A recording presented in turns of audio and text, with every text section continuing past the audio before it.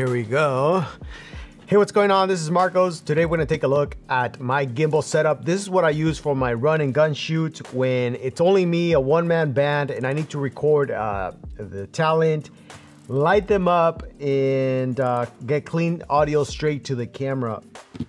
This is not the perfect setup, but it's what is working for me. If you're a one-man band and you're having to, like I said, do all these things, then this is something you might want to check out.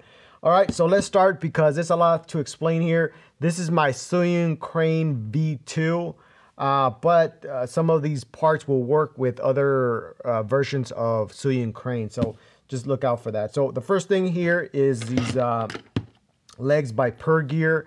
This is the second pair I bought. The first one broke off. Actually, it was my friend Austin. He was using it, and the thing just broke off as a screw. They updated. This is the second version of these legs, and they work pretty good, except that when you lift it up, sometimes, you know, you do this, and then when you want to put it back down, you got to open it with your hand there.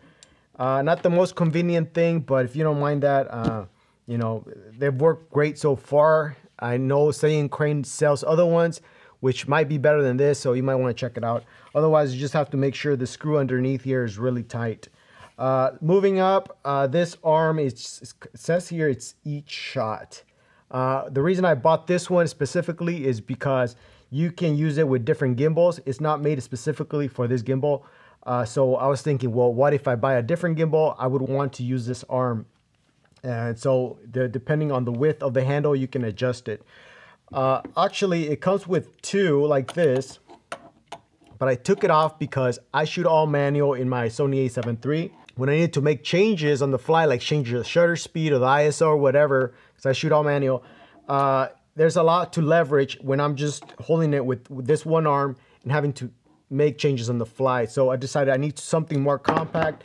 So I bought this handle by Small Rig.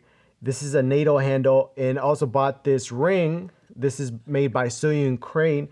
And also I attached a cold shoe mount so I could hook up this wireless lab system from Comica. I've actually have a review, want to check it out.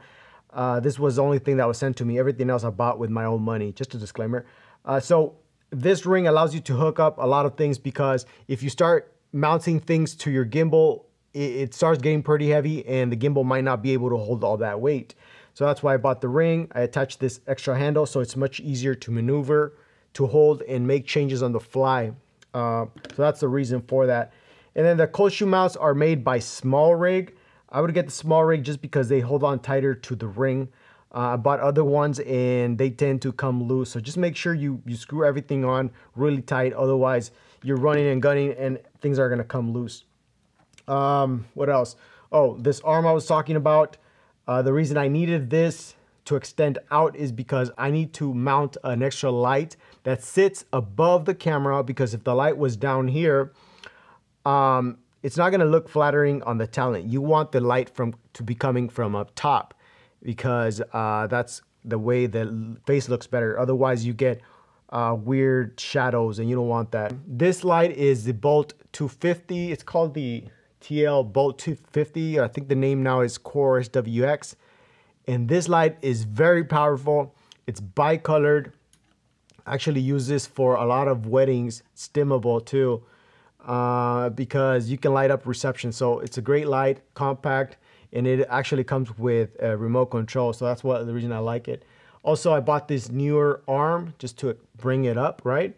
I like to buy these arms, try to buy them small, because if you buy bigger ones, the ones that are longer, those tend to not, they tend to droop, is that the word? Because they don't tighten good enough, and when you put an extra light with the battery, they just tend to, you know, to do this. So if you keep it small, it's better, in my opinion. This is made by Newer. What else? Okay, maybe I'll talk about the audio. Again, this is by Comica. Well, the reason I love these is because you can get two transmitters, which means you can record two people straight to the camera. This is the receiver. And then make sure to always monitor the audio. Don't make the mistake of not monitoring. When you're recording, you want to listen to the talent. Make sure that the audio is coming in crisp, and that you're not I don't like saying the word crisp. The word's coming out clean and clear, because often the talent, if they have their lab here, they could rub against their hair or the clothing. You don't want that to happen. So always monitor the audio. These are pretty inexpensive. Make sure you don't get cheap ones, otherwise the audio is going to sound really bad. Then the camera is that Sony a7 III with 28mm from Sony. The reason I went with this lens is because it's wide enough but not too tight. If you go with something like a 16 or even an 18, it's too wide, and sometimes that distorts the edges. I didn't want that. I want something in between a 50 and a 16mm. So this is the perfect focal length. Also, the autofocus is great. It tracks the subject and it keeps it in focus. If you have the Sony a7 III, I used to have the Sony a7S II, which I'm recording on right now, but it's not as good at autofocusing as this camera. Then the last thing I want to mention here is the quick release system. This is my Manfrotto. You want to have a way to quickly pop out the camera and put it on a monopod or a tripod, whatever you have. So I have this quick release system on all my cameras. Lastly, you can also mount a lightweight monitor. I have two here that were sent to me. I usually don't do this. I want to keep it as lightweight as possible. I don't like to put a lot of stuff, but sometimes it's really sunny outside and I can't see the back of the screen. So in that case, I would mount like these Andy Cine A6 Lite or the Fuel World. Again, I have a cold shoe mount back here.